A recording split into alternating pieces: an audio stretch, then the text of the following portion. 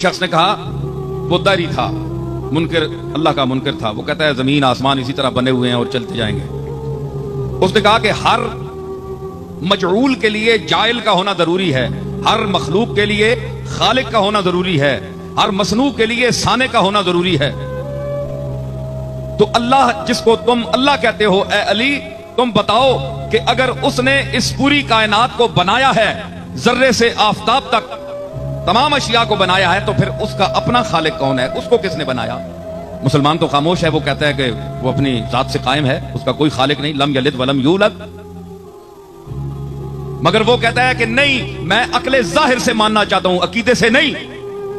अगर मैं कुरान को मानता तो फिर कुरान ने जो कुछ कहा है वही मेरे लिए काफी होता। मैं तो जिसने कुरान को नाजिल किया है उसको भी नहीं मानता, तो कुरान को कैसे मानूं? मुझे बताओ ए अली, बताओ, तुम्हें जो शहर इल्म का दरवाजा कहा गया है, नबी ने अपने इल्म शहर का तुम्हें दरवाजा कहा, तो अब दरवाजा होने का सबूत दो।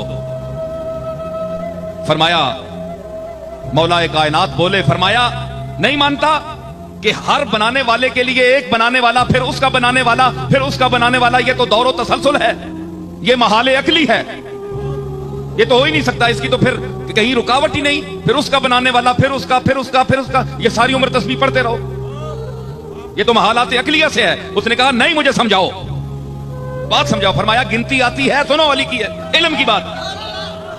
फरमाया गिनती आती है जी, 1 2 3 4 5 6 गिनी ना? फरमाया उल्टे गिनो। उसने कहा 6 5 4 3 1। जनाबे अली ने फरमाया 1 से पहले गिनो।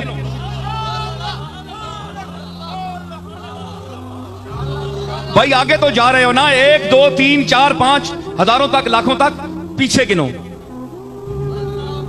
उसने कहा जनाब 1 से पहले तो है ही नहीं। आपने फरमाया कि बेवकूफ, यही तो अली कहता है कि उस एक वातहू ला शरीक से पहले कोई है ही नहीं।